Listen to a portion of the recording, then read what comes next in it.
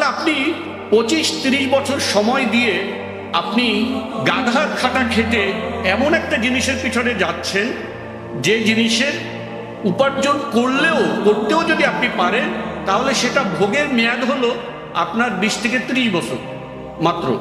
এটা তো যদি আপনি পান, কনফার্ম যদি আপনি পান তাহলে, কিন্তু পাওয়াটা কি গ্যারান্টি?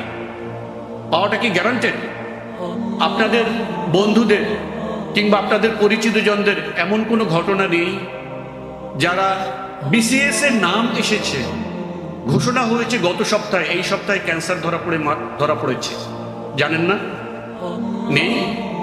আছে।